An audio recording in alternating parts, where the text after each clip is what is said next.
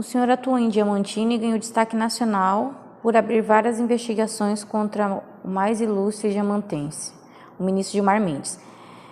Você se arrepende? Acha que é apontado em PAD, acha que, como é apontado em PAD, incorreu em transgressões funcionais? Primeiro que não tem arrependimento. Eu estou em Diamantino, chego a notícias de ilícito. Eu sou obrigado a atuar. Quer seja o ministro, quer seja o prefeito, quer seja um vereador ou qualquer cidadão. Não é uma opção. Então, não há espaço para arrependimento. Eu fui remunerado para fazer esse serviço. Eu sou obrigado a atuar. Então, eu vejo que não há essa perspectiva. Quanto à questão da infração, de excesso, todas as medidas que eu adotei observam regramentos da instituição, foram implementadas em outros procedimentos. Vou dar um exemplo, no caso das ações ambientais. Tem duas dessas ações que integram um rol de 19 ao todo, porque são de uma investigação sobre a APA nascente do Rio Paraguai. Então, dessas outras ações, essas outras 17 ações, nós vamos ter aí um total de 32 imóveis envolvidos, né? Ou seja, cada ação tem descreve o imóvel, as suas características. E tem um rol de pessoas imputadas, que por sua vez foi precedida de uma tentativa de acordo, todas elas.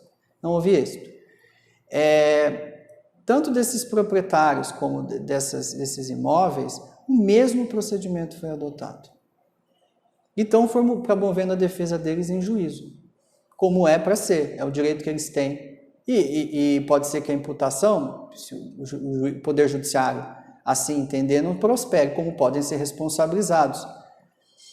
A mesma medida, o mesmo procedimento, porém apenas ele se insurgiu. E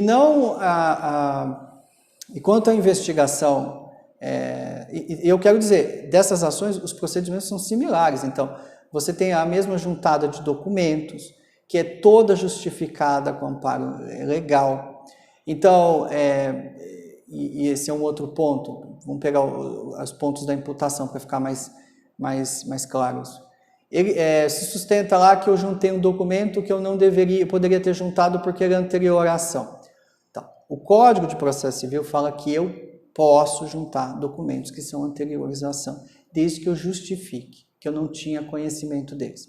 Estes documentos estavam numa ação de Rondonópolis, de um outro promotor, Rondonópolis que eu não atuei nesse período, ou seja, 700 quilômetros aproximadamente de Diamantino, e a respeito de cuja natureza eu tive ciência por um colega que atuou em Rondonópolis num fórum realizado depois que as ações haviam sido ajuizadas.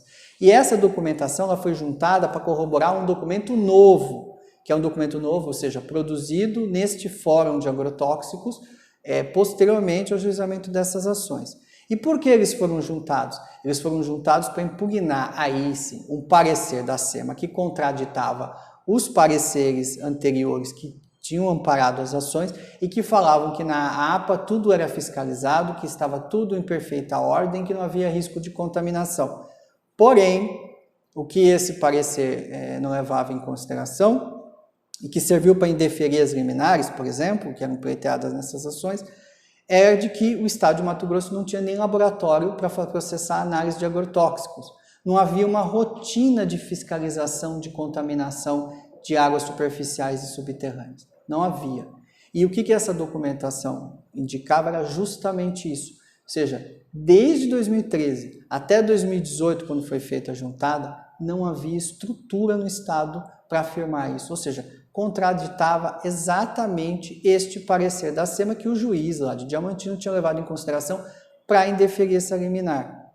Então, e foi juntado sob essa justificativa e devidamente esclarecida essa origem. Esses documentos permanecem juntados neste recurso até a presente data. Foi indeferido o pedido de desentranhamento. Então, a Justiça, que diz a última palavra sobre o que é ou não é adequado num processo, concluiu que essa juntada era legal e legítima, e assim permanece. Porém, o CNMP, em sua maioria, entendeu que não.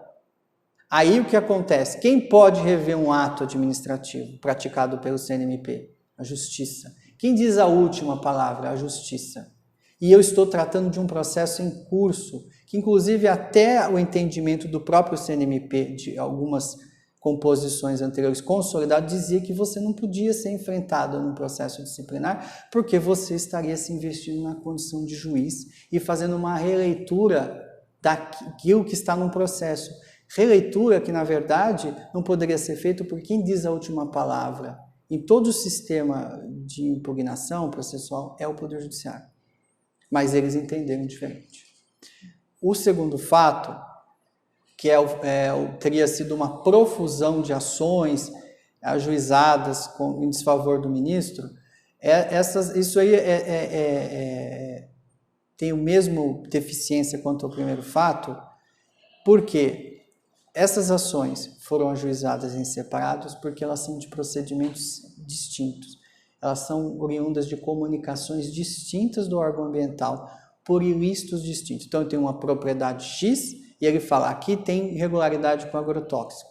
Então, vamos investigar isso, vamos concluir essa investigação. Se tiver prova, vamos tentar fazer um acordo, senão ajuiza uma ação. A outra houve um desmate legal. Então, é outro ilícito, é outra investigação. Pode coincidir a propriedade? Pode até acontecer isso, mas o objeto é distinto. Os procedimentos correm em momentos enfim, e tem uma sistemática distinta. Essas ações estão tramitando, até eu deixar em Diamantina, essas ações estavam tramitando em separado. Não houve qualquer arguição de reuni-las, ou seja, quem é acionado judicialmente, no caso o ministro, não pediu para reunir nenhuma dessas demandas. Pelo que eu me lembro, não houve essa solicitação. E mesmo que tenha ouvido, foi indeferido, porque elas estão correndo em separado. Então, assim, se a Justiça está entendendo que não tem liame, que não teve abuso, excesso, como é que pode um órgão administrativo reconhecer que houve?